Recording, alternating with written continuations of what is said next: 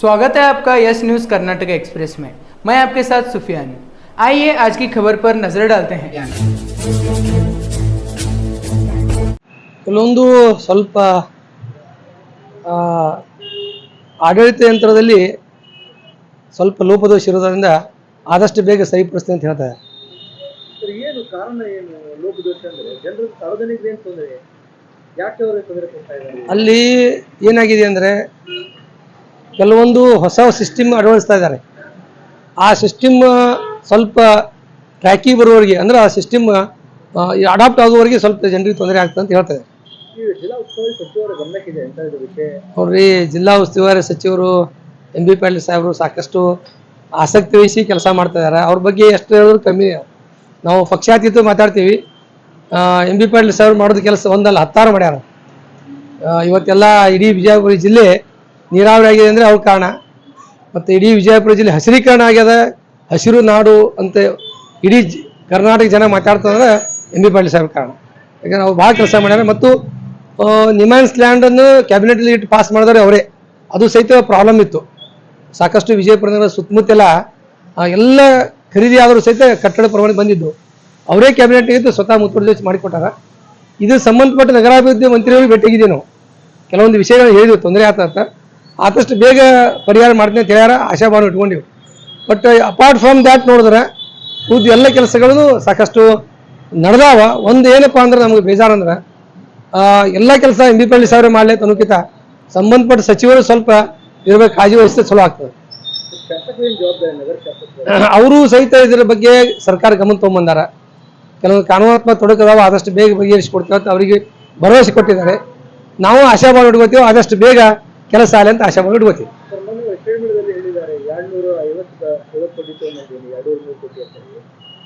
ನೋಡ್ರಿ, ವಿವಿಧ ಇದೇಂತ ಅನುದಾನದ ಅಡಿಯಲ್ಲಿ ಒಂದಲ್ಲ 10 ಅನುದಾನ ಅಡಿಯಲ್ಲಿ ಶಾಸಕರು ಮತ್ತು ಸಚಿವರು ಈ ನಗರಕ್ಕೆ ಹಣವನ್ನು ತರುವಂಥ ಪ್ರಯತ್ನ ಮಾಡಿದ್ದಾರೆ. ಮತ್ತು ಆದಷ್ಟು ಬೇಗ ಎಲ್ಲ ಕೆಲಸಗಳು ಪ್ರಾರಂಭ ಆಗ್ತಾವ ಅಂತ ಭರವಸೆ ಇಟ್ಟಿದೆ.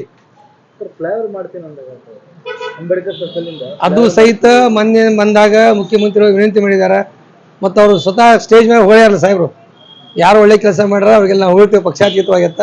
ನಾವು ಸಹಿತ ಅಭಿನಂದನೆ ಸಲ್ಲಿಸ್ತೀವಿ ಅದಕ್ಕೆ ಆ ಜಿಲ್ಲಾ ಉಸ್ತುವಾರಿ ಮಂತ್ರಿ MB ಪಾಟೀಲ್ ಸಾಹೇಬರಿಗೆ ಮತ್ತು ಮುಖ್ಯಮಂತ್ರಿಗಳಿಗೆ. ಯಾಕಂದ್ರೆ ಅದು ಸಣ್ಣ ಕೆಲಸ ಅಲ್ಲ. ಕಿತ್ತೂರಾಣಿ ಚೆನ್ನಮ್ಮ ಬಸ್ ಸ್ಟಾಪ್ ಹೆಸರಿಟ್ರು, ಅಕ್ಕಮಹಾದೇವಿ ಹೆಸರಿಟ್ರು, ನೀರಾವರಿ ಕೆಲಸಗಳು ಅದು. ಆ ವಿಷಯ ಬಗ್ಗೆ ಎಣ್ಣೆ ಮಾತಿಲ್ಲ. ಅದ್ರ ಬಗ್ಗೆ ನಮಗೆ ಭಾಳಷ್ಟು ಗೌರವ ಇದೆ. ಬ್ರಿಡ್ಜ್ ಪ್ರಾರಂಭ ಆಗೋದು ಈಗ ಸಂಪುಟದಲ್ಲೇ ಅನುಮೋದನೆ ಸಿಗಬೇಕು ಮತ್ತು ಅದಕ್ಕೆ ಹಣಕಾಸು ವ್ಯವಸ್ಥೆ ಆಗಬೇಕು. ಆದಷ್ಟು ಬೇಗ ಆಗಲಿ ಅಂತ ನಾವು ಆಶಯ ವ್ಯಕ್ತಪಡಿಸ್ತೀವಿ.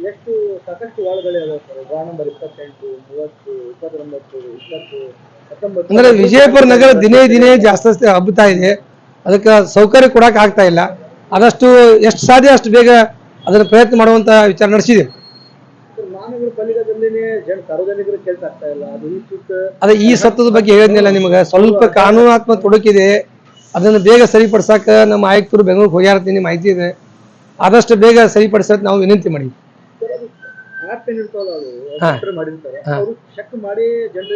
ಹೌದು, ಯಾಪ ಚೆಕ್ ಮಾಡಿ ಮಾಡಿದ್ರು ಸಹಿತ ಅದು ಪದೇ ಪದೇ ಸ್ಟ್ರಕ್ ಆಗ್ತಾ ಇದೆ. ಅದಕ್ಕೆ ಎಲ್ಲಿ ಅದು ಪ್ರಾಬ್ಲಮ್ ಅದ ಅಂತ ಕಂಡು ಹಿಡಿಯಲ್ಲಿ ಸ್ವಲ್ಪ ವಿಳಂಬ ಆಗ್ಯದ.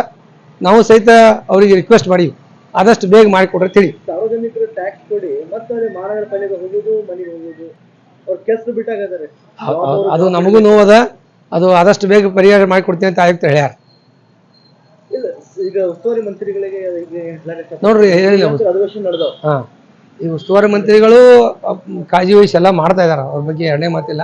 ನಾ ಹೇಳಿದ್ನಲ್ಲ, ಕೆಲವೊಂದು ಇಲಾಖೆಯಲ್ಲಿ ಆ ಇಲಾಖೆ ಮಂತ್ರಿಗಳು ಸ್ವಲ್ಪ ಕಾಳಜಿ ವಹಿಸಬೇಕು. ಅವ್ರಿಗೆ ನಾವು ಪೂಜ್ಯ ಮಹಾಪೌರರು ಒಂದು ವಾರ 15 ದಿವಸದಿಂದ ಭೇಟಿಯಾಗಿ ಬಂದೀವಿ. ಇಲ್ಲೇನು ಸಮಸ್ಯೆ ಇದೆ ಹೇಳಿದೀವಿ, ಆದಷ್ಟು ಬೇಗ ಪರಿಹಾರ ಮಾಡ್ತಾರೆ ಅಂತ ಹೇಳಿದಾರ. ನೋಡೋಣ. ಅಲ್ಲಿ ಒಂದೇನಾಗಿದೆ ಗೊತ್ತಾ, ನಿಮ್ಗೆ ಗೊತ್ತಿರಲಿ, ಇಲ್ಲಿ ಅಧಿಕಾರಿಗಳನ್ನು ಬೇರೆ ಬೇರೆ ಕೆಲಸಕ್ಕೆ ಇನ್ವಾಲ್ವ್ಮೆಂಟ್ ಮಾಡ್ತಾರೆ. ಈಗ BLO ಅಂತ ಹಾಕ್ತಾರ, ಇಲೆಕ್ಷನ್ ಡ್ಯೂಟಿ ಹಾಕ್ತಾರ. ನಮಗೆ ಸ್ಟಾಪ್ ಕಮ್ಮಿ ಅದಾವ, ನಮಗೆ ಭಾಳಷ್ಟು ಸ್ಟಾಪ್ ಬೇಕು. ಅದು ಒಂದು ಕೊರತೆ ಅದ, ಅದು ತುಂಬ್ಕೊಳ್ಳೋಕ್ಕೂ ಹೇಳಿ ಮಂತ್ರಿಗಳಿಗೆ.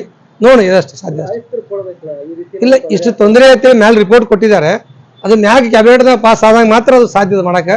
ಅದನ್ನು ಸಹಿತ ನಾವು ಸಚಿವರ ಗಮನಕ್ಕೆ ತೊಗೊಂಬಂದಿವಿ. ಆಯುಕ್ತರು ತೊಗೊಂಬಂದಾರ, ಶಾಸಕರು ತೊಗೊಂಬಂದಾರ.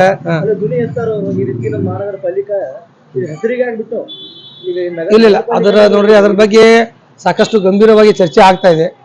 ಆದಷ್ಟು ಬೇಗ ಆಗ್ತಾವಂತ ನಮಗೆ ವಿಶ್ವಾಸ ಐತಿ. ಈ ಕಸ ಗಾಡಿನೂ ಬರ್ತಾ ಇಲ್ಲ ಅಂತ ಹೇಳಿ ಸಾಕಷ್ಟು ಅಂಗಡಿಯವರು ಆರೋಪ ಮಾಡ್ತಿದ್ದಾರೆ. ಇಲ್ಲ, ಅದು ಮತ್ತೆ 17 ಗಾಡಿ ಮನೆ ತೊಗೊಂಡ್ರ, ಶಾಸಕರಿಗೆ ಉದ್ಘಾಟನೆ ಮಾಡ್ಯಾರ, 17 ಗಾಡಿ 2 ಟ್ರ್ಯಾಕ್ಟರ್ ತೊಗೊಂಡ್ರ, ಇನ್ನು ಸಡ್ಲೀಕರಣ ಆಗ್ತದೆ ಆದಷ್ಟು ಸರಿ. ಡಾಗ್ ಬೈಟ್ಸ್ ಹೆಚ್ಚಿಗೆ ಆಗ್ತಾ ಇದೆ. ಡಾಗ್ ಬ್ಯಾಟ್ಸ್ದು ಒಂದು ಕೇಳ್ರಿ, ಅದು ಒಂದ್ಸಲ ಟೆಂಡರ್ ಕರೆದೇವಿ, ಯಾರು ಟೆಂಡರ್ ಇನ್ವಾಲ್ವ್ಮೆಂಟ್ ಆಗಲಿಲ್ಲ. ಅದು ಟೆಂಡರ್ ಈ ಪ್ರೊಕ್ಯೂರ್ಮೆಂಟ್ ಇರ್ತದೆ, ಅದ್ರಾಗ ಮಾಡಿದ್ರೆ ಮಾತ್ರ ಮಾಡಕ್ ಸಾಧ್ಯದ. ಅದನ್ನು ಸಹಿತ ಪ್ರಯತ್ನ ಮಾಡತ್ತಾರ ಅಧಿಕಾರಿಗಳು. ಅಧಿಕಾರಿ ಜವಾಬ್ದಾರಿ ಇರ್ತಾರೆ ಸರ್, ಯಾರು ತೊಗೊಂಡಿಲ್ಲ ಹೊರಗಿಂದವ್ರು ಬಂದು ಟೆಂಡರ್ ನಡೆದ ಆದಷ್ಟು ಬೇಗ. ಇಲ್ಲ, ಹೆಚ್ಚಿಗೆ ದಿನ ಹೆಚ್ಚಿಗೆ ಆಗುತ್ತೆ. ಅದು ಕಾರಣ ಅಂದ್ರೆ ಈಗ ನೋಡ್ರಿ, ಅವ್ರ ಅಧಿಕಾರಿಗಳು ಏನಾರ ಸಡನ್ ಆಕ್ಷನ್ ತೊಗೊಂಡ್ರ, ಪ್ರಾಣಿ ದಯಾ ಸಂಘದವರು ಕಿರಿಕಿರಿ ಮಾಡಿ ಅವ್ರ ಮ್ಯಾಗ ನೋಟಿಸ್ ಕೊಡ್ಸೋದಾಲಿ, ಅವು ಇವು ಕಿರಿಕಿರಿ ಆಗ್ತಾವ.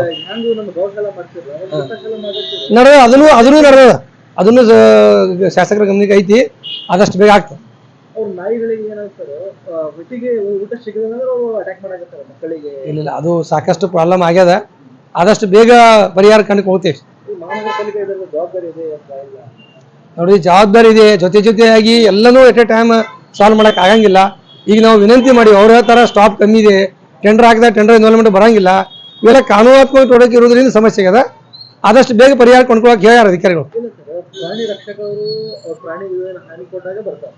ಅವರಿಗೆ ಆಯುಕ್ತ ಸ್ವತಃ ಕರೆಸಿ ಒಂದು ಮೀಟಿಂಗ್ ಮಾಡಿ ಈ ರೀತಿ ಆಗಾಗತ್ತೋ, ಇಷ್ಟು ಡಾಗ್ ಬೈಟ್ಸ್ ಆಗ್ಯಾವ, ಇಷ್ಟು ನಿಮ್ಮ ಕಂಪ್ಲೇಂಟ್ ಬಂದವ, ಇದಕ್ಕೆ ಏನ್ ಮಾಡೋದು, ಡೈರೆಕ್ಟ್ ಎಲ್ಲ ಚರ್ಚೆ ಮಾಡಿದ್ರೆ ಆಗ್ತದೆ. ಅದೊಂದು ಮೀಟಿಂಗ್ ತಗೋತಾರೆ ಶಾರ್ಟ್ಲಿ ಮೀಟಿಂಗ್ ತಗೊಂಡು ಯಾವ ರೀತಿ ಮಾಡಬೇಕು, ಇಲ್ಲಾಂದ್ರೆ ನೀವು ಅವ್ರಿಗೆ ಒಟ್ಟಿಗೆ ಏನು ಊಟ ಹಾಕಿರಿ, ರೊಟ್ಟಿ ಹಾಕಿರಿ, ಅದರ ಒಂದು ಮಾಡಿದ್ರೆ ಆಗ್ತದೆ ಸರ್. ಇಲ್ಲ, ಅದು ಮಾಡೋ ವಿಚಾರ ಅದ.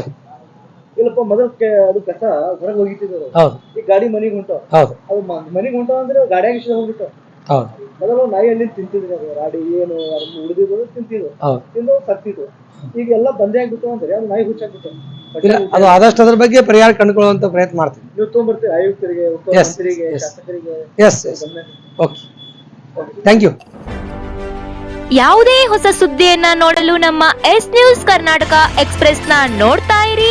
ಹಾಗೆ ನಮ್ಮ ಚಾನೆಲ್ ನ ಸಬ್ಸ್ಕ್ರೈಬ್ ಮಾಡಿ, ಬಾಜು ಇರುವ ಬೆಲ್ ಐಕಾನ್ ಅನ್ನ ಕ್ಲಿಕ್ ಮಾಡಿ. ಹಾಗೆ ನಮ್ಮ ಚಾನೆಲ್ ನ ಲೈಕ್ ಮಾಡಿ, ಶೇರ್ ಮಾಡಿ.